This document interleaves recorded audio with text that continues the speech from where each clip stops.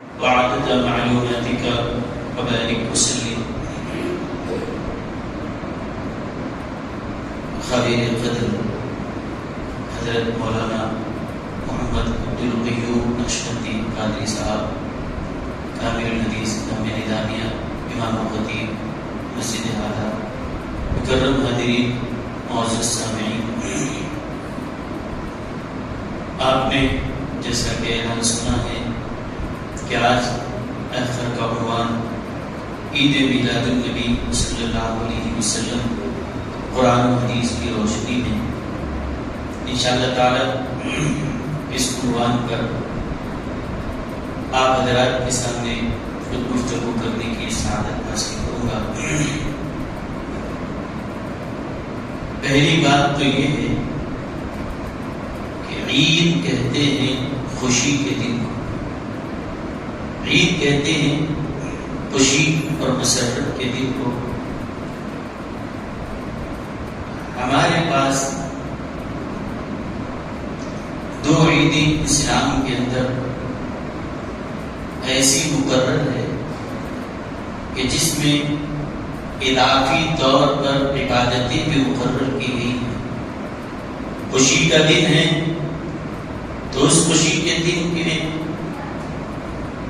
عیدگاہ جا کر نماز ادا کرنا بھی مقرر کیا گیا، اور ساتھ میں یہ تو بدنی عبادت ہے کہ نماز جا کر ادا کریں، اور صدقہ فطر بھی اس کے ساتھ لگا دیا تاکہ اس خوشی کے موقع پر کچھ خرچ کریں اور غریبوں کا بھی فائدہ ہو جائے۔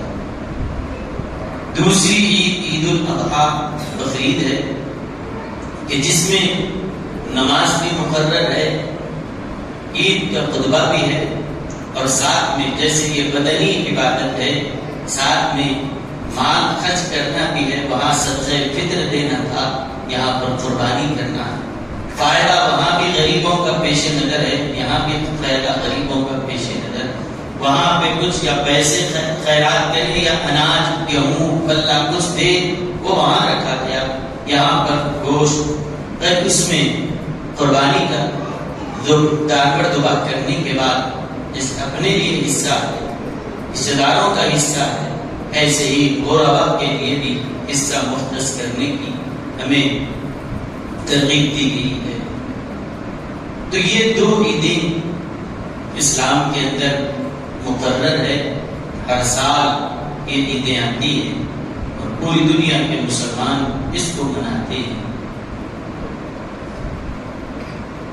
اب اگر کوئی شخص یہاں پر یہ کہتا ہے کہ اسلام میں صرف دو عیدیں ہیں، اس کے علاوہ کوئی اور عید نہیں ہو سکتی، تو یہ میں آپ سے اصولی بات کر رہا ہوں۔ اصول کی بات یہ ہے کہ اگر کوئی شخص دعویٰ کر رہا ہے تو دلیل دینا بھی اس کی ذمہ داری بنتی ہے۔ یہ دین کا بھی قاعدہ ہے، دنیا کا بھی قاعدہ ہے۔ اگر کوئی شخص کہے کہ یہ زمین میری ہے، تو جب دعویٰ کر رہا ہے زمین تیری ہے تو لا پیپر بتا، جب دعویٰ دے رہا ہے تو دلیل بھی تجھ کو دینی پڑے گی۔ اور ایک بات یہ بھی یاد رکھ لیجیے، یہ اسلام کا بنیادی قاعدہ ہے شریعت کا کہ اللہ تعالی نے جو کچھ بنایا ہے، جو کچھ دنیا میں رکھا ہے، یہ سب چیزیں ہمارے لیے جائز ہے، حلال ہے۔ البتہ جو چیز جائز ہمارے لیے نہیں ہے، حرام ہے، ان کی تفصیل بتا دی گئی، اور جو منع ہے اس کو ذکر کر دینے کے بعد فرمایا گیا وَأُحِلَّ لَكُم مَّا وَرَاءَ ذَلِكُمْ خَلَقَ لَكُم مَّا فِي الْأَرْضِ جَمِيعًا۔ فرمایا کہ زمین میں جو کچھ ہے سب کچھ ہم نے تمہارے فائدے کے لیے بنایا، سب کچھ تمہارے لیے جائز ہے۔ لیکن ناجائز کیا ہے، حرام کیا ہے، ان کی تفصیل اللہ تعالیٰ نے بتلا دی کہ دیکھو یہ چیزیں حرام ہیں۔ اللہ کے رسول صلی اللہ علیہ وسلم نے احادیث کریمہ میں بتلایا کہ یہ چیزیں حرام ہیں، ان سے بچو۔ اب اس کے علاوہ جو کچھ ہے سب ہمارے لیے جائز ہے۔ اور یاد رکھیے شریعت مطہرہ کے اندر حرام کیا ہے یہ چیزیں تو گنائی گئی، لیکن حلال کیا ہے یہ چیزیں گنائی نہیں جاتی، کیونکہ حلال چیزوں کو اگر گنایا جائے تو پھر 30 پارے بھی ناکافی ہوتے ہیں۔ حلال چیزیں کیا کیا ہے؟ یہ بھی حلال، یہ بھی حلال، یہ بھی حلال۔ اگر دنیا میں جتنی چیزیں ہیں وہ سب کا نام لے کے بیان کریں گے تو پھر 30 پارے بھی ناکافی ہوتے ہیں۔ اسی لیے یہ اللہ تعالیٰ نے یہ جو قانون شریعت کا، جو اسلام کا نظام ہمیں دیا ہے، اس پر غور کریں تو پتہ چلتا ہے، علماء نے اس بات کی صراحت کی کہ اصولی بات ہے کہ جو چیز حرام ہے اس کی صراحت ہے یہ مت کرو، اس کے علاوہ جو کچھ ہے سب اللہ نے ہمارے لیے بنایا جائز ہے۔ مثال کے طور پر دنیاوی معاملات میں بھی ایسے ہی ہوتا ہے۔ آپ خدا نہ کرے کہ کوئی شخص بیمار ہو جائے، ڈاکٹر کے پاس جائے، ڈاکٹر کے پاس جانے کے بعد وہ اپنی تشخیص کرا لیا، اس کے بعد ڈاکٹر کیا کہے گا اس کو؟ بھائی آپ چاول مت کھائیے اور میٹھے چیزوں سے پرہیز کیجیے، یہ بولے گا، یا پھر ڈاکٹر یہ گنائے گا آپ روٹی کھا سکتے ہیں، جواری کھا سکتے ہیں، گیہوں کھا سکتے ہیں، فلاں فلاں اگر کہے گا تو پورے پیشنٹ کو باہر رکھ کے صرف رات تمام اس کو صرف لسٹ کرنا پڑے گا کیا کیا کھا سکتے ہیں۔ یہ تو نہیں ہوگا، کھا سکتے ہیں، یہ بھی بولنا پڑے گا کھانا کھا سکتے ہیں، روٹی کھا سکتے ہیں، پانی پی سکتے ہیں، پھر وہ اور ترکاریوں میں کیا کیا ہے اور اناج غلے میں اور کیا کیا چیزیں ہیں، یہ بولتا بولتا رات گزر جائے گی لیکن یہ فہرست ختم ہونے والی نہیں ہے۔ اسی لیے وہ کیا کرتا ہے، جو چیز تجھے نقصان پہنچانے والی ہے بس یہ ہے کہ آپ کو بخار ہے، پھر وقت آپ سردی کی کوئی چیزیں مت کھائیے، یہ مت کھاؤ، وہ مت کھاؤ، چند چیزوں کے نام ذکر کر دیتے کیا کیا کھایا جائے، اس کی تفصیل تو بہت لمبی ہے، کیا یہ بھی کھا سکتے، کیا یہ بھی کھا سکتے۔ اسی لیے یہ خامخواہ ایک تکلیف میں مبتلا ہونا، اپنے آپ کو، اس کو کہتے ہیں شریعت میں تکلیف مالا یوتا، جو ذمہ داری جو کام اللہ نے آپ پہ ڈالا ہے خامخواہ اپنے اوپر جو ہے اس کو مسلط کر لینا، تو یہ نہیں ہے۔ مزاج آپ شریعت کا سمجھیں، مزاج شریعت کا ہے۔ اسی طرح ہمارے مولانا صاحب، آپ امام صاحب ماشاءاللہ وہ عالم بھی ہیں، قاری بھی ہیں اور قاضی بھی ہیں۔ اللہ تعالیٰ نے قرآن کریم میں یہ تو بیان فرمایا ہے کہ کس کس سے نکاح جائز ہے اور کس کس سے نکاح کرنا جائز ہے۔ اگر کوئی شخص شادی کرنا چاہ رہا ہے کس سے کر سکتا ہے، کس سے کر سکتا ہے؟ اگر اس کی فہرست اگر آ جائے تو پھر ایک پارا بھی صرف اگر ان کے بارے میں گنانے میں لگ جائے تو ناکافی ہوگا۔ یہ اگر کوئی یہ کہے کہ خلیرے بھائی کی بہن سے، بھتیجی سے نکاح کر سکتے ہیں کیا، پھر ان کی بیٹی کی بیٹی سے کر سکتے ہیں کیا، پھوپھو کی پوتری سے کر سکتے ہیں یا پھوپھو کی نواسی سے کر سکتے ہیں، ماں کی بہن ہے ان کی اولاد سے کیا ہو سکتا ہے، یہ اگر رشتے اگر گناتے بیٹھے کہ ان کے وہ فلاں رشتے گنتے بیٹھ جائیں تو پھر یہ بہت بڑی تفصیل ہے۔ کس کس کو بیان کرے اور بیان کرے تو پھر یاد کون کر سکتا ہے؟ قرآن نے کہا گنتی کے چند رشتے ہیں، حرمت علیکم امہاتکم، دیکھو ماں سے نکاح نہیں کر سکتے، تمہاری ماں تم پر حرام، ماں چاہے حقیقی ہو یا ماں چاہے رضاعی ہو، دودھ پلانے والی ماں ہو یا حقیقی ماں ہو، دونوں سے نکاح حرام ہے۔ فرمایا حرمت علیکم امہاتکم وبناتکم، بیٹیوں سے نکاح نہیں کر سکتے، جب بیٹی سے نکاح جائز نہیں ہے تو پھر بیٹی کی بیٹی پوتری نواسی سے بھی نکاح جائز نہیں۔ پھر اس کے بعد فرمایا اور باخواتکم، بہنوں سے نکاح جائز نہیں ہے، ماں سے نکاح نہیں کر سکتے، بیٹی سے نہیں کر سکتے، بہنوں سے نکاح نہیں کر سکتے، بھتیجی سے نکاح نہیں کر سکتے، بھانجی سے نکاح نہیں کر سکتے۔ یہ چند حرام رشتے اور بھی چند رشتوں کا اس میں ذکر ہے، لیکن آپ اگر قرآن کریم کھول کے دیکھیں گے تو آپ اس کو پائیں گے کہ صرف 5 سے 6 لائن کے اندر پورے حرام رشتوں کو اللہ نے بیان کر دیا، کن کن سے نکاح جائز نہیں ہے، صرف 5 سے 6 لائن کے اندر پورا مکمل بیان آ گیا ہے۔ ایک رکوع بھی نہیں، بس ایک رکوع کا کچھ حصہ 13 لائن کی اگر قرآن آپ لے کر پڑھیں گے، آدھے صفحے کے اندر پورے حرام رشتوں کا ذکر آ گیا کہ کن کن سے نکاح کرنا ناجائز ہے، حرام ایک لفظ فرمایا وَأُحِلَّ لَكُم مَّا وَرَاءَ ذَلِكُم، یہ جو حرام ہے ماں، بہن، بیٹی، بھانجی، بھتیجی، رضاعی ماں اور اپنی ساس، اس سے تم نکاح نہیں کر سکتے. یہ چند گنانے کے بعد فرمایا وَأُحِلَّ لَكُم مَّا وَرَاءَ ذَلِكُم، اس کے علاوہ جتنے ہیں یہ رشتوں کے علاوہ جو بھی ہیں سب سے تم نکاح کر سکتے ہیں. اب آگے اس کے علاوہ خلیلی بہن سے کرنا چاہیں کر سکتے ہیں، پھوپھیری بہن سے جائز ہے، چچیری بہن سے جائز ہے، اور کتنے رشتے یہ نکلنا چاہتے ہیں نکلتے جائیں، سب جائز ہیں. اللہ نے بس یہ گنایا یہ چیزیں حرام ہیں، اس کے علاوہ جو ہے سب جائز ہے. سمجھ گیا؟ ایسے ہی میں صرف آپ کو شریعت کا مزاج سمجھا رہا ہوں. ہمارے دین کے جو اصول ہیں یہ ہے کہ حرام کے لیے دلیل لائی جاتی ہے، حلال کے لیے کوئی دلیل نہیں ہے، کیونکہ حرام یہ ہے، اس کے علاوہ جو کچھ ہے سب اللہ نے فرمایا سب جائز تمہارے لیے بنا ہے. یہ زمین میں جو کچھ ہے تمہارے لیے ہے. تو چند چیزیں بیان کر دی کہ دیکھو یہ چیزیں مت کھاؤ. اب اگر اسی طرح آپ جانوروں کی طرف دیکھیں کہ کون سے جانور کھائے جا سکتے ہیں، کون سے حلال ہیں کون سے حرام ہیں، اگر اس کو گنتے بیٹھیں تو کتنی طویل فہرست اس کی ہے کہ یہ بھی جائز، وہ بھی جائز، وہ بھی جائز.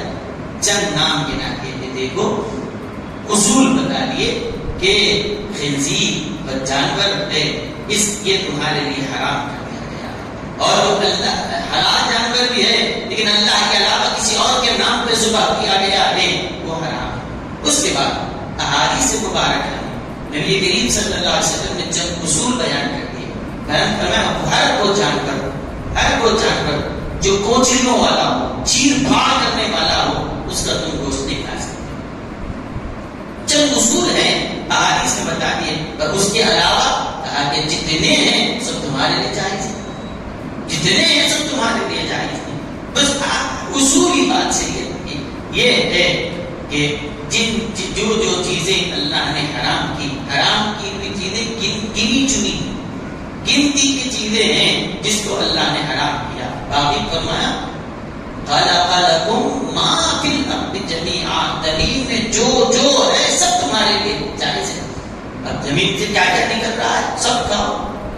آپ کو یہ نہیں کہا جاتا کہ کلفا کھاؤ، آپ پالک کھاؤ، آپ فلاں کھاؤ، بھنڈی کھاؤ، عربی کھاؤ، اس کا ذکر نہیں ہے. بس کہا کہ زمین میں سے جو کچھ نکل رہا ہے کہ دیکھو ایسی چیز مت کھاؤ. احادیث میں جو اصول بیان کیے گئے کہ جو تمہیں زہریلا مادہ ہو کہ جس کے کھانے سے تمہیں نقصان پہنچے، یا ایسی چیز کہ جس کے کھانے سے نشہ چڑھ جائے، اس سے بچو. باقی جو ہے کھاؤ سب جائے.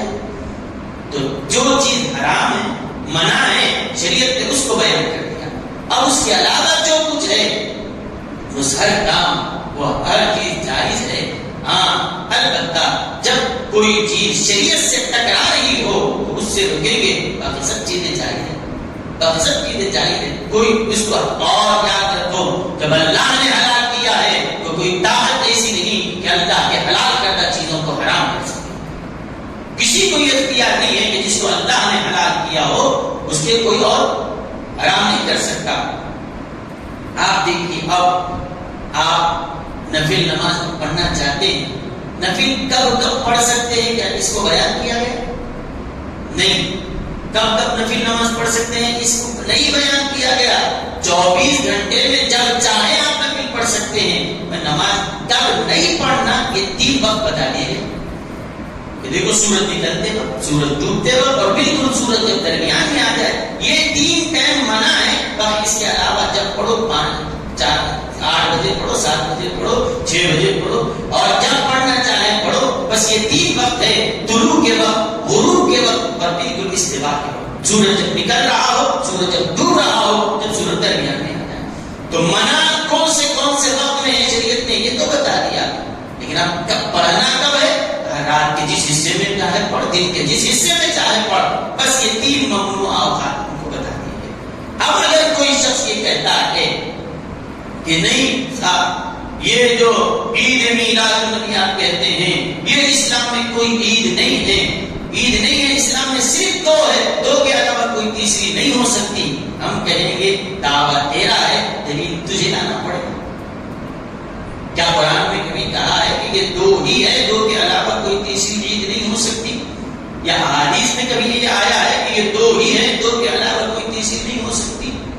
اگر کوئی بھی کہتا بھی ہے، اب کوئی دلیل تو اس قرآن میں نہیں، کوئی ایسی دلیل تو حدیث میں نہیں ہے، اگر پھر بھی کوئی کہتا ہے تو ہم کہیں گے کہ تیری طرف سے زیادتی ہے اور یہ جہالت کی علامت ہے۔ یہ دو عیدیں ہی نہیں، اس کے علاوہ جمعہ کو تو عید المومنین بچہ بچہ جانتا ہے۔ جمعہ کو کیا کہتے ہیں؟ عید المومنین، مومنین کی عید ہے، تو جب جمعہ عید المومنین ہے تو پھر آپ یہ کہتے ہیں کہ صرف دو عید ہے، دو کے علاوہ کوئی تیسری عید نہیں ہو سکتی۔ آپ نے یہ جو قاعدہ بنایا یہ خود دور ہے، کہ جمعہ مومنین کی عید ہے یا نہیں ہے؟ تو پھر اب یہ کہنا کہ صرف دو ہے، دو کے علاوہ کچھ نہیں ہے، یہ بات غلط ہے۔ پھر آپ کو دو سے ہٹ کے تین پہ آ کے تو رکنا پڑے گا۔ اب آئیے میرے بزرگوں دوستوں، یاد رکھیے یہ تو ہو گیا مسئلہ کس کا؟ عید کا۔ اور عید کے حوالے سے میں مختصر ایک بات نقل کرتا ہوا پھر آگے آتا ہوں۔ سورہ مائدہ کے اندر اللہ تعالیٰ نے ارشاد فرمایا کہ حضرت سیدنا عیسیٰ علیہ السلام کے پاس ان کے جو خاص لوگ تھے، ان کے اوپر ایمان لانے والے، ان کے حواریین تھے، حضرت عیسیٰ کی خاص صحبت میں رہنے والے تھے وہ لوگ، انہوں نے حضرت عیسیٰ علیہ السلام سے عرض کیا کہ اے عیسیٰ، اے اللہ کے رسول، ہمارے لیے دعا کریں کہ اللہ تعالی ہمارے لیے آسمان سے دسترخوان کو نازل فرمائے۔ حضرت عیسیٰ علیہ السلام نے پوچھا کیوں یہ مانتے ہو، کیوں چاہیے تمہیں دستر؟ کہا کہ آسمان سے جب دستر اترے گا تو کیا ہوگا، ہمارے دل مطمئن ہوں گے کہ اللہ کی طرف سے نشانیاں اتر رہی ہیں، اس کو دیکھ کر دلوں میں ایمان اور مضبوط ہو جائے گا، اور جو لوگ ہم پر اعتراض کر رہے ہیں کہ ان کا دین غلط ہے، وہ لوگ بھی جب یہ دیکھیں گے ہر وقت ہمارے لیے آسمان سے دستر اتر رہا ہے تو پھر کیا ہوگا، لوگ ہم پر اعتراض کرنا چھوڑ دیں گے، ہمارے لیے نشانی بن جائے گی۔ حضرت عیسیٰ علیہ السلام سے جب یہ کہا، حضرت عیسیٰ علیہ السلام اب اللہ سے دعا کرتے ہیں۔ قرآن کریم میں اس کو بیان کیا گیا سورہ مائدہ کے اخیر رکوع میں، آخری رکوع سے پہلے والے رکوع میں فرمایا، عرض کرتے ہیں اللہم ربنا انزل علینا مائدۃ من السماء، کہنے لگے اے اللہ تو ہمارے لیے آسمان سے ایک دسترخوان نازل فرما۔ حضرت عیسیٰ نے دعا کی اور جس دسترخوان اترنے کی تو دعا کی، وہ مانگے دعا، اللہ نے مقبول بنا، آسمان سے دستر اتارا۔ لیکن حضرت عیسیٰ علیہ السلام نے ساتھ میں یہ بھی کہا کہ اے اللہ جس دن تو وہ دستر نازل فرمائے گا تکون عیدا لنا لاولنا وآخرنا وآیۃ منک، اے اللہ جس دن وہ دستر نازل ہوگا وہ دن ہمارے لیے عید کا ہو جائے گا، اور صرف ہمارے لیے نہیں، ہمارے اگلے پچھلوں سب کے لیے وہ عید کا دن بن جائے گا۔ ہم اس دن کو عید کا دن سمجھیں گے، اپنے لیے عید کا دن بنائیں گے۔ اب اللہ تعالیٰ نے حضرت عیسیٰ علیہ السلام سے یہ بھی کہا کہ اے عیسیٰ کہ تم ایسے کیسے کہہ سکتے ہو کہ دستر اترا، دستر پہ کیا اترتا، دستر پہ کیا آیتیں رکھ کر بھیجائی جا رہی ہے یا اللہ کا کوئی کلام یا کتابیں آ رہی ہے؟ دستر پہ تو آپ جانتے ہیں دستر پہ تو کھانے کی چیزیں آتی۔ تو حضرت عیسیٰ سے اللہ نے یہ نہیں سوال کیا کہ اے عیسیٰ جو ہماری طرف سے کتاب اگر دی جا رہی ہو تو وہ دن عید کا بن سکتا ہے، ہماری طرف سے کچھ وحی آ رہی ہو تو وہ دن عید کا بن سکتا ہے، جس دن شریعت اور نظام آپ کو دیا جائے اس دن کو عید کا بناؤ، لیکن دستر اترے تو وہ دن کیسے عید کا ہوگا؟ اللہ نے ان کی بات پر اعتراض نہیں کیا، بلکہ حضرت عیسیٰ نے جیسے فرمایا کہ مولا تیری بارگاہ سے دستر بھی اتر رہا ہے تو تیری دربار سے جو مل رہا ہے یہ ہمارے لیے نعمت کا دن ہے، ہم اس کو اپنے لیے عید کا دن مقرر کر لیتے ہیں۔ چنانچہ وہ دستر جب اترا تو وہ اتوار کا دن تھا، یہ اسی کا نتیجہ ہے کہ آج تک عیسائی اس دن کا احترام کرتے ہیں، اور آج بھی جو اتوار کی چھٹی کا تعطیل کا جو سلسلہ چلا آ رہا ہے یہ اسی سے متعلق ہے کہ اس دن اللہ نے حضرت عیسیٰ پر مائدہ نے دستر اتارا تھا۔ آج تک عیسائی اس کو اپنے لیے عید کا دن مقرر کرتے ہیں، وہ جہاں کہیں گئے وہ بھی چھٹی مناتے ہیں، اور اپنا کلچر ہم پر بھی ایسا مسلط کیا، ہمارے پاس بھی سنڈے کو چھٹی چل رہی ہے۔ کیوں کہ وہ حضرت عیسیٰ پر دستر کے نازل ہونے کا دن ہے، تو حضرت عیسیٰ نے کہا کہ اے اللہ جس دن وہ دستر اتر جائے وہ دن ہمارے لیے عید کا ہوتا ہے۔ اب آئیے توجہ کرنے کی ضرورت ہے کہ وہ دن جس میں اللہ تعالی کی طرف سے دستر اترے، اور دستر میں کیا ہے؟ کھانے پینے کی جو چیزیں ہیں، کھانے پینے کی چیزیں، اور یہ نعمت اللہ تعالیٰ رکھ کر جس دن دستر کو نازل کر دے، حضرت عیسیٰ فرماتے ہیں وہ دن معمولی نہیں ہے، اللہ کے پاس سے اگر دستر بھی نازل ہو جائے وہ دن کو ہم عید والا مانتے ہیں، تو سمجھو کہ جس دن دستر اترے وہ دن عید والا بنتا ہے، اور جس دن سارے نبیوں کے سلطان دنیا میں تشریف لائے ہیں، رحمت للعالمین علیہ السلام جس دن تشریف لائے ہیں، کیا وہ دن عید والا نہیں بنے گا؟ قرآن نے تو کہا اللہ کے پاس سے ایک مائدہ بھی اترا ہے، اور دستر اترا تو اپنے ساتھ کیا لایا؟ کچھ روٹی لایا ہوگا، کچھ گوشت لایا ہوگا، روٹی اور گوشت، روٹی اور بوٹی اس دستر کے ساتھ آ جائے تو وہ دن عید والا بنتا ہے۔ اور ہمارے نبی دنیا میں تشریف لائے ہیں، اللہ کا نظام لائے ہیں، شریعت ساتھ لائے ہیں، اللہ کا کلام ہمارے پاس لے کر آئے ہیں، تو جو دستر پہ کھانے پینے کی غذا اترے وہ دن عید والا بنتا ہے۔ اور ہمارے نبی آئے ہیں تو جسم کی غذا ہی نہیں روحوں کی غذا لائے ہیں، تو وہ دن عید والا نہیں بنتا۔ اور یہ قرآن کا فیصلہ ہے، قرآن نے اس دن کو عید والا کہا، قرآن نے اس دن کو معظم کہا ہے، محترم کہا ہے۔ ابھی یہ بات ہوئی، یہ تو بات ہوئی حضرت سیدنا عیسیٰ علیہ السلام کی۔ اس کے بعد نبی کریم صلی اللہ علیہ وسلم جب مدینے طیبہ تشریف لائے، آپ نے مدینے والوں کو دیکھا کہ وہ لوگ 10 محرم کو روزہ رکھتے، عاشورے کا روزہ رکھتے تھے۔ مدینے میں کون؟ یہودی تھے، وہ یہودی روزہ رکھتے تھے۔ حضور صلی اللہ علیہ وسلم نے فرمایا یہ کیا ہے کہ یہ کیا روزہ یہ لوگ رکھتے ہیں؟ تو یہودیوں نے کہا، ان کی طرف سے جواب آیا کہ عاشورے کا دن یہ وہ دن ہے کہ جس دن اللہ تعالیٰ نے حضرت موسیٰ علیہ السلام کو فرعون سے نجات عطا، فرعون کو غرق کر دیا، فرعون دریا میں ڈبا دیا گیا، اور حضرت موسیٰ علیہ السلام کو نجات ملی۔ اب فرعون اب تک ستا رہا تھا، یہ رکاوٹیں ڈال رہا تھا، اب اللہ نے فرعون کو ڈبا دیا، غرق کر دیا، نجات مل گئی۔ حضرت موسیٰ علیہ السلام شکرانے کے طور پر اللہ کا شکر ادا کرتے ہوئے روزہ رکھ رہے ہیں۔ اس دن عاشورے کو 10 محرم کو روزہ رکھ رہے ہیں۔ تو اب حضور صلی اللہ علیہ وسلم سے کہا گیا کہ ہم یہودی ہمارے پیغمبر حضرت موسیٰ علیہ السلام نے آج ان کو نعمت ملی تھی کہ وہ فرعون سے نجات ملی ہے، فرعون غرق کر دیا گیا، اور حضرت موسیٰ اور ان کی قوم کو نجات ملی۔ فصامہ موسیٰ شکرا فنحن نصومہ، حضرت موسیٰ علیہ السلام نے شکرانے کے طور پر عاشورے کو روزہ رکھا تھا، اسی لیے ہم آج تک وہ دن مناتے آ رہے ہیں کہ ہم کو اللہ نے فرعون سے نجات عطا فرمائی ہے۔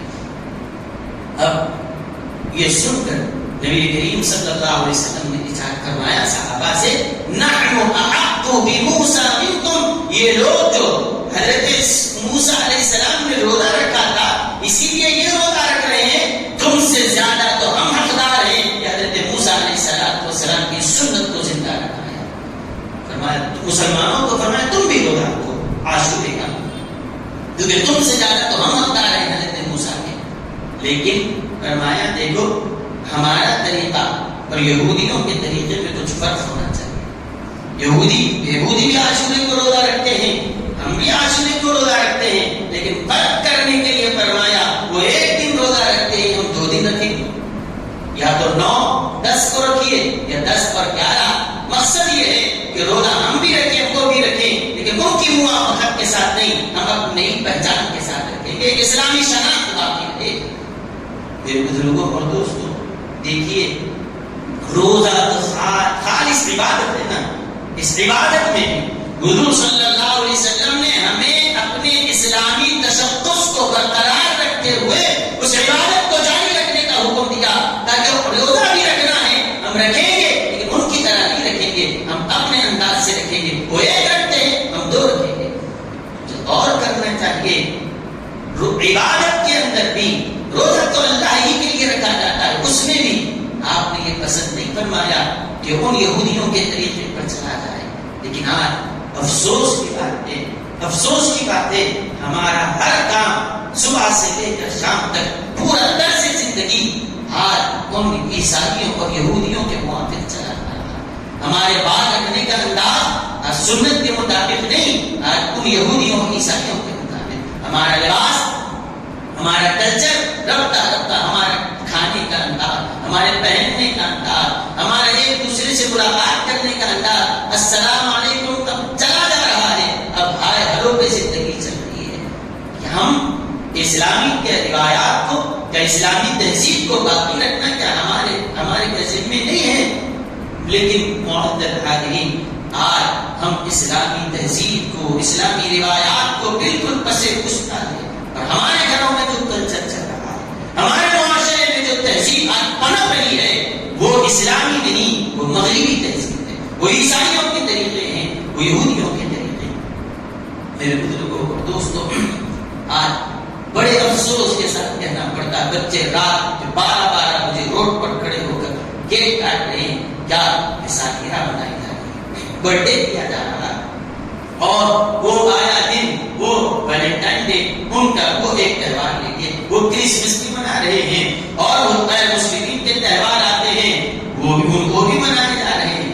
وہ ان کے سارے جتنے غیر اسلامی جتنے طور طریقے ہیں، رفتہ رفتہ ساری چیزیں ہم اپنے اندر داخل کرتے جا رہے ہیں. جب یہ آ رہا ہے تو اسلامی روایات اور اسلامی تہذیب ہم سے خدا حافظ ہوتے ہوئے جا رہی ہے، بگڑتی جا رہی ہے.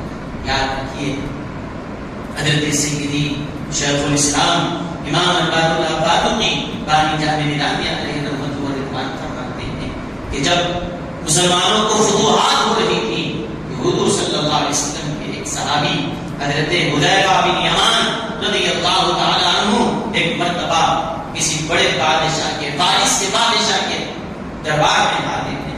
جب دستر بچھایا گیا، بادشاہ بھی ہے، بڑے بڑے وزراء ہیں، اور چوٹی کے لوگ پورے دستر پہ بیٹھے ہوئے. جب کھانے کی بات آئی، کھانا کھاتے وقت آپ نے لقمہ اٹھایا، پھر وہ لقمہ آپ کے ہاتھ سے گر گیا. کہاں گرا؟ نیچے زمین پہ نہیں گرا، دستر پہ گرا. اور ظاہر سی بات ہے نیچے گر کر خراب ہو جائے تو وہ الگ بات ہے، لیکن دستر پر ہی گرا ہے. اگر کچھ اس کو لگتا بھی ہے تو اس کو صاف کر کے پوچھ کے صاف کر کے کھا لیا جائے، رزق کو ضائع نہ کیا جائے. جب ان کے ہاتھ سے لقمہ چھوٹ گئے اتفاقی طور پر، اب یہ دستر پہ ہی تھا، وہ اٹھا رہے تھے، سارے لوگ دیکھ رہے ہیں کہ بادشاہ کے دستر پہ بیٹھ کر. اس کے بعد یہاں کے طور طریقے کچھ اور ہوتے ہیں کہ گری ہوئی چیز کو یہاں اٹھایا نہیں جاتا. چیز گر گئی چھوڑ دو، فیشن کے نام پر چھوڑ دیا جائے کہ نہیں بس نہیں اٹھاتے ہم. یہ انداز سب گھور کر دیکھ رہے تھے حذیفہ بن یمان کو کہ کیا ہے کہ تم بادشاہ کے دستر پر بیٹھے ہو، یہاں پہ کھانے کی کوئی کمی نہیں ہے، روٹیوں کی کوئی کمی نہیں ہے، غذائیں جہاں تک دیکھو ہر قسم کے وہاں بادشاہ کے دستر پہ موجود ہے، لیکن گری ہوئی چیز کو یہاں اٹھانا وہ دستر کی توہین ہے، نہیں اٹھایا جاتے. لیکن آپ جب اٹھا کر پوچھے، صاف کیا اور اس کو کھا رہے تھے، لوگوں نے کہا تم نے بادشاہ کے دستر کی توہین کر دی. یہ نہیں ہو سکتا. یہاں شاہی دستر پہ بیٹھے ہو تو یہاں کے طور طریقے کو اپنانا ہوگا. حضرت حذیفہ بن یمان نے کہا تمہاری تہذیب تم کو مبارک، تمہارے طریقے تم کو مبارک. کہا کہ اترک سنت حبیبی لہؤلاء الحمقاء، کہ ان بے وقوفوں کی وجہ سے میں اپنے رسول کی سنت کو چھوڑوں؟ نہیں ہو سکتا. تمہارے طور طریقے کو چھوڑا جا سکتا ہے لیکن مصطفیٰ کے طریقے کو نہیں چھوڑا جا سکتا.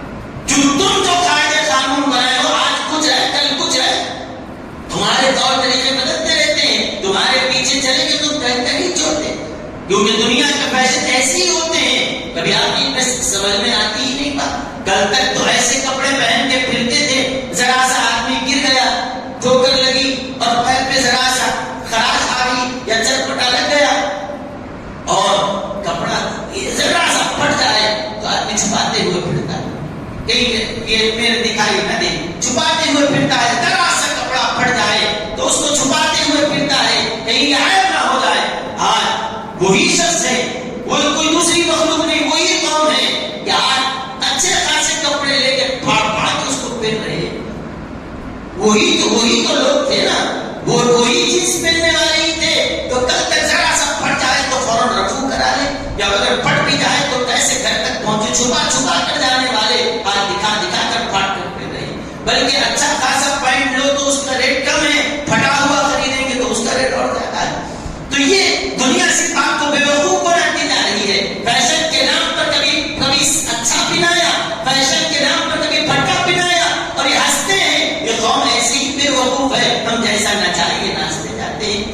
اچھے کی تمید ہے نہ برے کی تمید ہے. حضرت حذیفہ بن یمان نے کہا تم بدل سکتے ہو, تمہارے طور طریقے بدل سکتے ہیں, تمہاری تہذیب اور روایات بدل سکتی ہے, کیونکہ یہ تمہارا بنایا ہوا قانون ہے, اور مصطفیٰ نے جو فرمایا ہے وہ ان کا دیا ہوا قانون نہیں, وہ رب کا نازل کیا ہوا قانون ہے. اور وہ اپنی طرف سے بھی کچھ فرمائے ہیں تو زبان ان کی ہوتی ہے لیکن کلام اللہ کا ہوا کرتا ہے.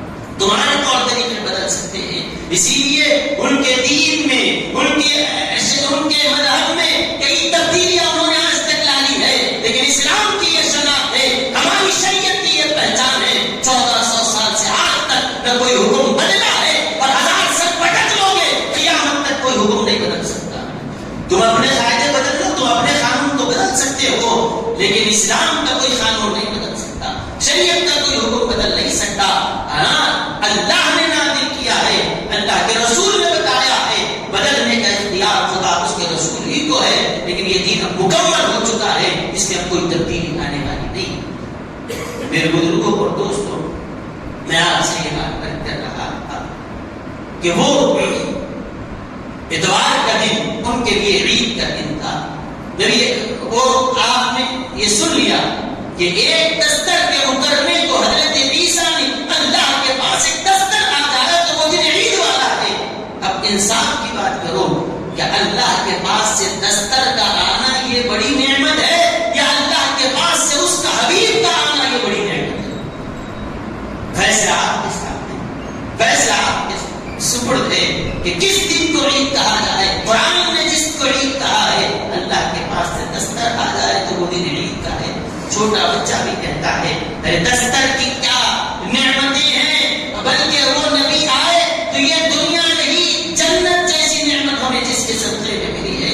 دین ملا, اسلام ملا, قرآن ملا, اللہ کو ہم نے جانا, خدا کا رحمان ملا, سب کچھ جس ذات گرامی سے ملا ہے, اس سے بڑی کوئی نعمت نہیں ہو سکتی. ان کے پیدا ہونے کے دن جس قدر بھی خوشی منائے اور جتنی بڑی اس کو عید کا دن قرار دیا جائے, یہ سب روا ہے, یہ سب جائز ہے. یہ دستر روا ہے یا نبی کی آمد بڑی. فیصلہ میں بات قرآن سے کر رہا ہوں, قرآن نے صرف دستر کے اترنے کو عید کا دن قرار دیا. اور پھر فرعون ڈوب گیا, حضرت موسیٰ شکر ادا کر رہے ہیں کہ ایک دشمن سے نجات ملی. اب بتائیے تو حضرت موسیٰ علیہ السلام نے کیا کیا, روزہ رکھا تھا. اور آج بھی حضرت موسیٰ علیہ السلام کی اس یادگار کو ہماری شریعت نے حضور نے حصہ بنا دیا. آج بھی عاشورے کا روزہ رکھتے ہیں کہ نہیں رکھتے ہیں؟ ایک رکھتے ہیں یا دو رکھتے ہیں؟ تو کیوں رکھتے ہیں عاشورے کا روزہ؟ کہیں گے یہ بہت انعام والا ہے.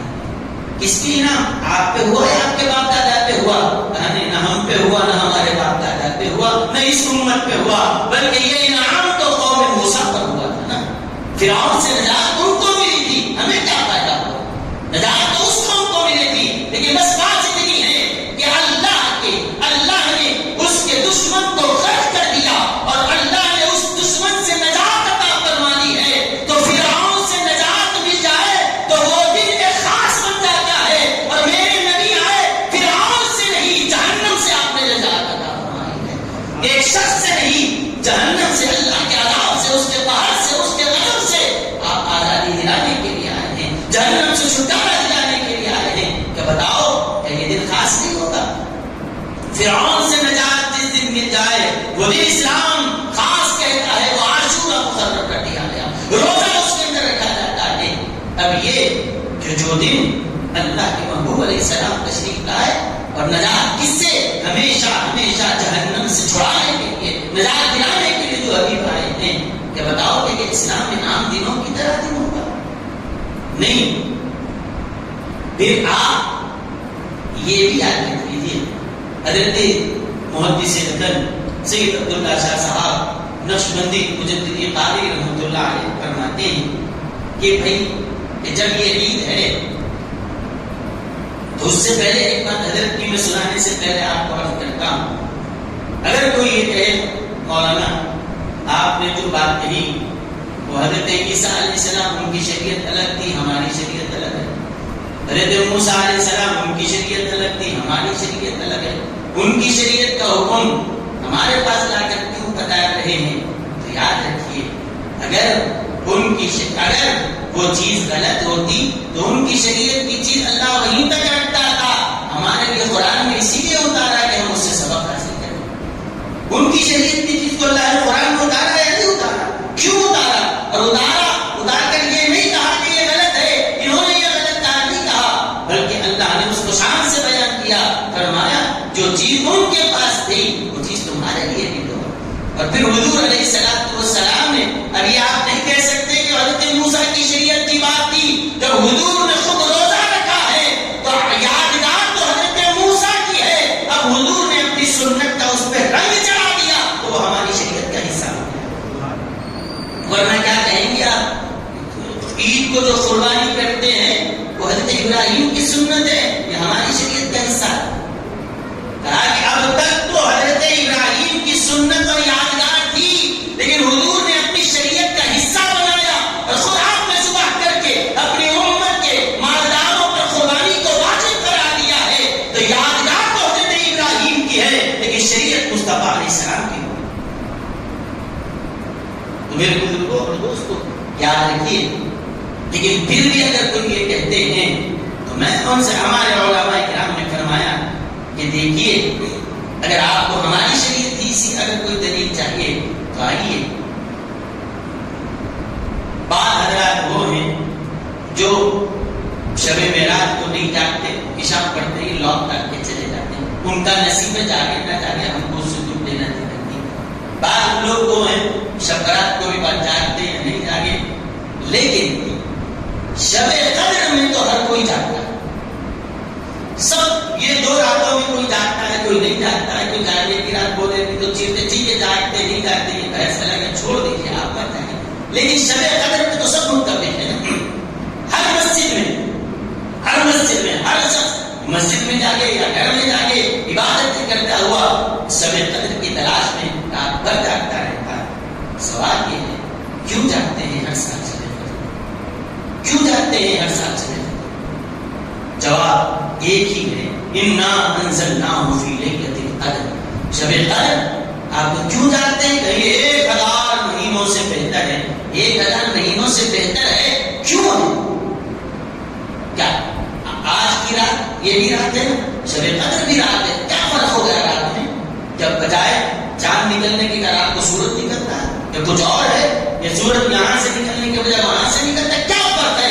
رات تو رات ہی ہے، لیکن 1000 مہینوں سے افضل کیوں قرار دی گئی؟ اللہ فرماتا ہے یہ رات تو رات ہی ہے، وقت تو وقت ہی ہے، لیکن افضل اس لیے قرار دیا گیا، اس کو نسبت قرآن کریم سے ہوئی ہے. اللہ فرماتا ہے انا انزلناہ فی لیلۃ القدر، ہم نے قرآن کو شب قدر میں اتارا ہے. تو قرآن کے آنے کی وجہ سے شب قدر تمام راتوں کی طرح نہیں رہی، وہ 1000 مہینوں سے افضل، 1000 مہینوں سے بہتر بنا دی گئی. اب آئی کی بات کہ جب جس رات قرآن آئے وہ رات 1000 مہینوں سے بہتر ہو جائے، اور شب میلاد یہ وہ ہے قرآن نہیں ہے، صاحب قرآن تشریف لائے ہیں. قرآن آئے تو رات فضیلت والی بن گئی، اور صاحب قرآن آئے تو رات فضیلت والی نہیں بنے گی. اچھا پھر بھی یہ بات ہے کہ بعض حضرات یہ کہتے ہیں کہ نہیں بھائی نبی پیدا ہوئے ٹھیک ہے، وہ دن فضیلت والا ہے، نبی پیدا ہوئے ٹھیک ہے، لیکن جس وقت آج سے 1400 سال پہلے جس دن پیدا ہوئے تھے وہ ایک سال خوشی کا تھا. اب کیا ہر سال تم جو میلاد منا رہے ہو کیا ہر سال نبی پیدا ہو رہے ہیں؟ کیا ہر سال نبی پیدا ہوتے ہیں؟ بھائی ایک بار جب پیدا ہوئے تھے جب خوشی ہوگی بس ختم. کیا ہر سال جو آپ اب یہ میلاد منا رہے ہیں پچھلے سال بھی منائے اگلے سال بھی منائے، کیا ہر سال نبی پیدا ہوتے؟ پھر پیدا جب ایک بار ہوئے تو خوشی بھی ایک بار، ہر سال خوشی کیوں؟ دیکھیے کس طرح سے لوگوں کو شبہات میں مبتلا کیا جاتا ہے. ایسی بات کہتی ہے ہمارے بھولے بھالے لوگ فوراً ہکے بکے ہو کر رہ جاتے ہیں. ہری بار کیا جواب دیں اس کو؟ یہ کیا بول رہا ہے؟ مولانا جو جس فکر کے ساتھ یہاں پر مجالس منعقد کیے ہیں ان کا دائرہ یہی ہے، وہ یہ چاہتے ہی ہیں کہ ہمارے اہل سنت و جماعت کے لوگ بھی سمجھدار بنے، اپنے دلائل کو یاد کرنے والے بنے. کوئی اگر پوچھ رہا ہے تو پلٹا کر ہم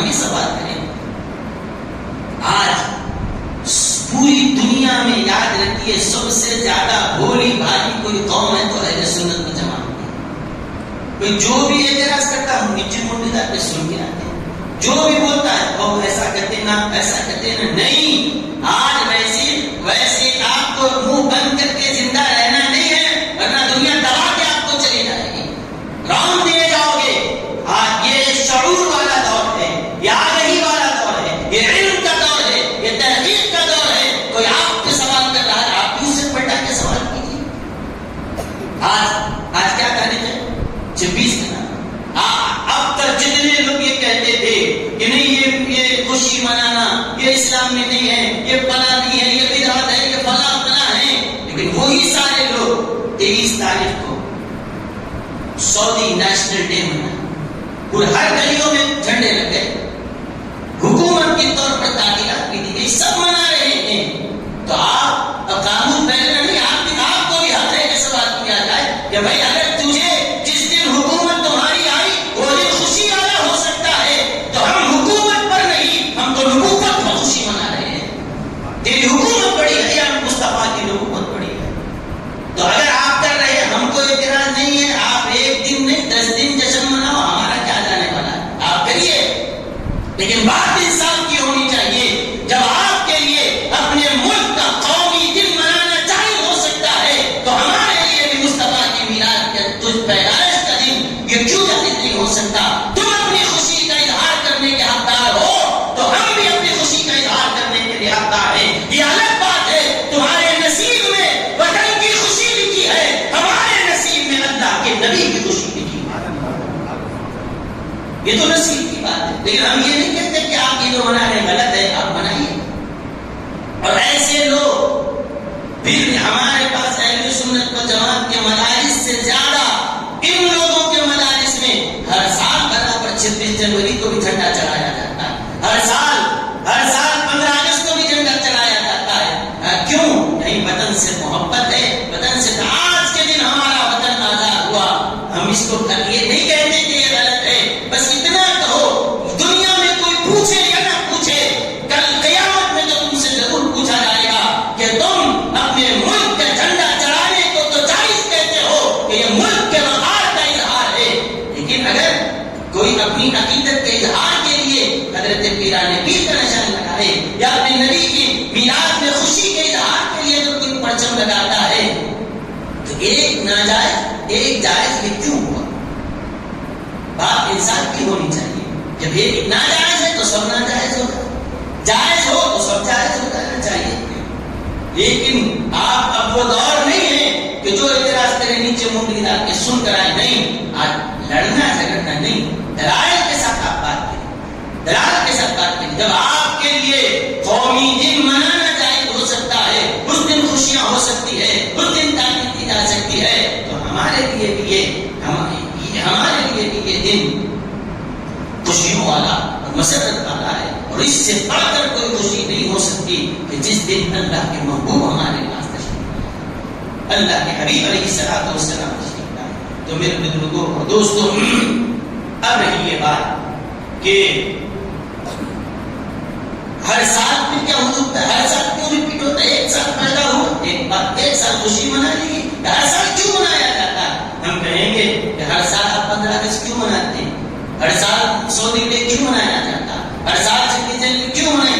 پھر بھی کہیں گے یہ تو دنیا کی مثال ہے. اگر یہ دنیا کی مثال ہے تو پھر یہ بتاؤ ہر سال شب قدر کیوں منائی جاتی ہے؟ ہم یہ کہیں کہ ہم پہ اعتراض ہے نا کہ ہر سال کیا نبی پیدا ہوتے ہیں، ایک بار پیدا ہوئے تو ہر سال خوشی کیوں ہے؟ ہم کہتے ہیں قرآن بھی تو ایک بار اترا تھا، ہر سال کیوں جگتے ہو؟ کیا اس سال قرآن اتر رہا ہے؟ کیا پچھلے سال قرآن اترا؟ قرآن تو ایک بار اترا تھا، لیکن ہر سال اس کی خوشی آپ منا رہے ہیں. ہر سال شب قدر جب بھی وہ وقت پلٹ کر آیا رحمتوں کو لے کر آتا ہے. یہی کہیں گے قرآن تو اسی وقت اترا تھا، وہ شب قدر ایک مرتبہ ہی اترا تھا، لیکن جب بھی وہ وقت لوٹ کر آتا ہے خالی نہیں آتا، رحمتوں اور برکتوں کو لے کر آتا ہے. ہم بھی تو یہی سمجھانا چاہتے ہیں کہ اللہ کے حبیب علیہ السلام 12 ربیع الاول کو جب پیدا ہوئے وہ سال تو رحمتوں والا تھا، لیکن وہ وقت جب بھی پلٹ کر آتا ہے رحمتوں کو ساتھ لے کر آتا ہے، برکتوں کو ساتھ لاتا ہے. جیسے ہر سال شب قدر پلٹ کر آ رہی ہے،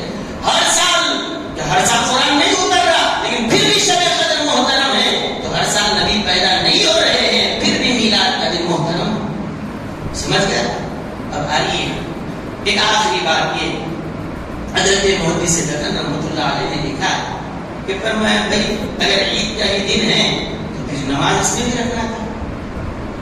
عید کا دن ہے تو ایک جیسا وہاں پر عید کی نماز ہے یہاں پر بھی ایک نماز رکھ دی جائے اور اس کے لیے بھی خطبہ رکھ دیا جاتا. اس کے لیے بھی یہ چیزیں عبادتیں مقرر کر دی جاتی. کم از کم جیسا قربانی ہے وہ عید میں ذبح کرنا ہے یا عید الفطر میں صدقہ کرنا ہے کچھ تو رکھا جاتا. جب اللہ نے رکھا ہی نہیں تو اس کا مطلب یہ ہوا کہ عید ہوگی تو اللہ رکھتا. یاد رکھیے حضرت فرماتے ہیں کہ میاں دیکھو ایک بات یاد رکھیے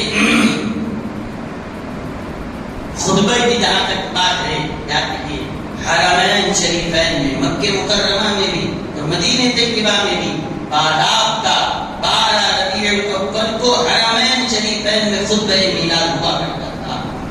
لیکن اب موجودہ حکومت نے اس پہ بینڈ لگا دیا وہ نہیں کر رہے.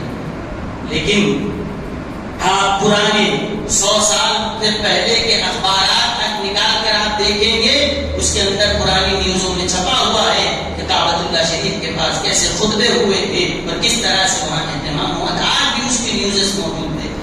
حضرت شیخ الاسلام بانی جامع نظامیہ علیہ رحمۃ و رضوان نے جب مکہ مکرمہ میں مدینہ طیبہ میں یہ دیکھا کہ عید کا باضابطہ خطبہ وہاں حرمین میں ہوتا ہے. آپ جب حیدرآباد تشریف لائے تو چونکہ آپ یہاں کے عثمان علی پاشا کے محبوب علی پاشا کے یہاں کے بادشاہوں کے استاد تھے. آپ نے فرمایا کہ حضور کی میلاد وہاں ایسے منائی جاتی ہے کہ باضابطہ خطبہ ہوتا ہے. تو جو کام مکہ اور مدینہ میں ہو رہا ہے وہ ہمارے شہر کی سب سے بڑی مسجد جامع مسجد مکہ مسجد میں بھی یہ خطبہ ہونا چاہیے. چنانچہ حکومتی پیمانے پر آپ نے اس کا آغاز کروایا اور اس وقت سے لے کر آج تک 12 ربیع الاول کو مکہ مسجد میں خطبہ عید میلاد النبی صلی اللہ علیہ وسلم دکھایا جا رہا ہے. اور یہ اس کی ابتدا بھی یہاں سے نہیں اس سے پہلے بھی آپ نے دیکھا تھا کہ مکہ مکرمہ اور مدینہ طیبہ میں یہ ہوتا تھا. یا اہل حرم کا اہل مکہ کا بھی عمل تھا اہل مدینہ کا بھی عمل تھا اسی کو آپ نے یہاں پر جاری کروایا اور آج تک وہ الحمدللہ جاری ہے. انشاءاللہ یہ 12 ربیع الاول کو بھی 9 بجے تو خطبہ میلاد ہر سال کی طرح کیا جائے گا. لیکن حالات کی وجہ سے جن علاقوں سے لوگ جا سکتے ہیں جائیں گے. جو لوگ حالات میں راستے جہاں مسدود رہتے ہیں وہ لوگ اپنے گھر میں جہاں چاہے رہیں. اور میلاد منانے کے لیے آپ کو کہیں اکٹھے ہو کر جلوس کی شکل میں نکلو کبھی میلاد نہیں ہے. میلاد کی حقیقت یہ ہے کہ خوش ہو خوشی کا اظہار کیا جائے. اور خوشی کا اظہار کیسے ہو سکتا ہے؟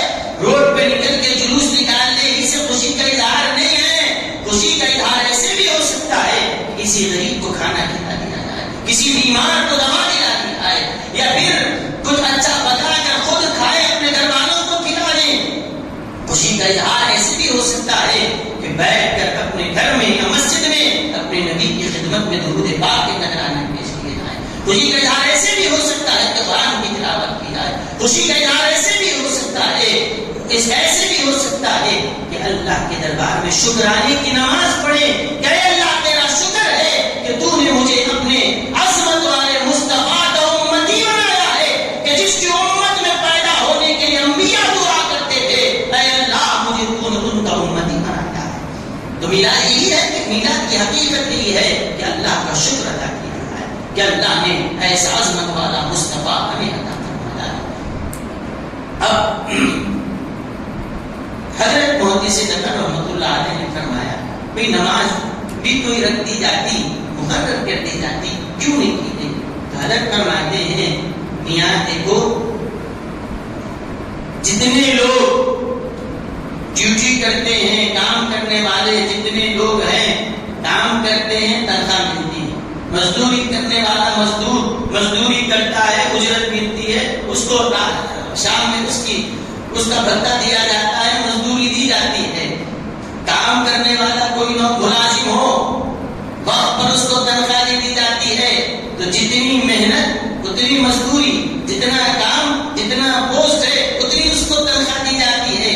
لیکن کبھی بادشاہ کے گھر میں کوئی خوشی کا دن ہو اگر روز آنے والا کام کر رہا ہے صرف تنخواہ لے کر جاتا ہے اور وہ دن آ جائے کہ جس دن بادشاہ کے گھر میں خود بچہ پیدا ہو، شہزادہ تولد ہوا ہو، تو آج کے دن بادشاہ سب کو چھٹی دیتا ہے، اور چھٹی دیا تو اس دن کی تنخواہ کٹ کرتا ہے؟ نہیں، تنخواہ کٹ کرنا تو دور کی بات ہے، اور انعام سے نوازا۔ آج خوش ہے ہمارے گھر لڑکا پیدا ہوا، آج بغیر کام کیے کے انعام دیا جاتا ہے، بغیر مزدوری کرائے کے انعام دیا جاتا ہے۔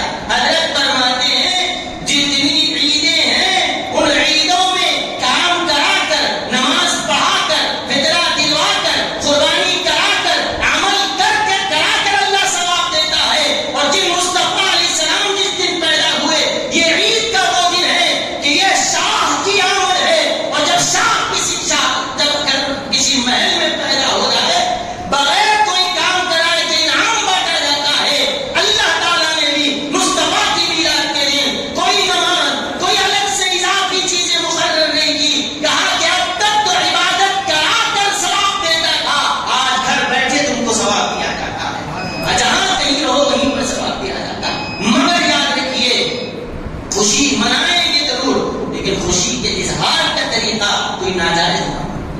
خوش ہے کہ خوشی ہے تو خوشی میں کیا ناچنا شروع کر دیں گے؟ خوشی کا یہ مطلب ہے خوش ہیں، تو خوشی کے اظہار کا طریقہ کیا ہو؟ کہ روڈوں پر نکل کر کہ باجے لے کر نکل جائیں، یہ حرام ہے، ہرگز نہیں ہو سکتا۔ کہ خوشی میں ناچیں گے، یہ حرام ہے، ہرگز نہیں ہو سکتا۔ کہ خوشی میں آ کر ایسا کام کریں گے کہ جس کی وجہ سے کس کو تکلیف ہو، یہ ہرگز اسلام اس کی اجازت نہیں دے سکتا۔ کیا اس اجازت ملے گی کہ راستے روک کر آنے جانے والوں کو تکلیف دی جائے؟ اسلام کبھی اس کی اجازت نہیں دیتا۔ ہاں، خوشی ہے، خوشی کا اظہار کا طریقہ ایسے ہو کہ آپ نوافل پڑھو، شکرانہ ادا کرو، روزہ رکھو، کھاؤ یا دوسروں کو کھلاؤ، غریبوں کی مدد کرو، یہ شکرانے کے جتنے جائز طریقے ہو سکتے ہیں ان میں سے کسی کو اختیار کیا جائے۔ سب سے بہترین طریقہ یہ ہے کہ ہم اپنے گھر والوں کو یہ بتائیں کہ ہمارے نبی اس مہینے میں پیدا ہوئے، اپنے نبی کی سیرت طیبہ خود بھی پڑھیں، اپنے گھر والوں کو بھی پڑھائیں، سنائیں حضور پیدا کیسے ہوئے، کس شان سے آئے، مکی زندگی کیسی تھی، مدنی زندگی کیسی تھی، حضور علیہ السلام کے بیٹے کتنے تھے، بیٹیاں کتنی تھیں، آپ کے ازواج مطہرات کون تھے، کیسی وحی آپ پہ کیسے آتی تھی، یہ ساری چیزوں کا بیان اگر ہم اپنے بچوں کو، اپنے گھر والوں کو سمجھا رہے ہیں یا سمجھا رہے ہیں، یاد رکھیے اس سے بہتر کوئی طریقہ نہیں ہے کہ میلاد منانے کا، کہ حضور کا درود شریف کی کثرت کی جائے، یہ سب سے بہتر طریقہ ہے میلاد منانے کا۔ کھائیں، اچھا سے اچھا آپ اپنے گھر والوں کو کھلائیں، دوسروں کو کھلائیں، اسلام نے اس کو پسند کیا۔ اس کے علاوہ ناجائز طریقے سے کوئی خوشی کا اظہار کرتا ہے تو اسلام نے اس کی نہ کبھی اجازت دی ہے، نہ کوئی اس کی اجازت دے سکتا ہے۔ اللہ تعالیٰ سے میں دعا کرتا ہوں کہ پروردگار ہم سبوں کو نیک توفیق عطا فرمائیں، اہل سنت و جماعت کے معمولات اور عقائد پر ہمیں قائم دست کاربند رکھے۔ صلی اللہ تعالی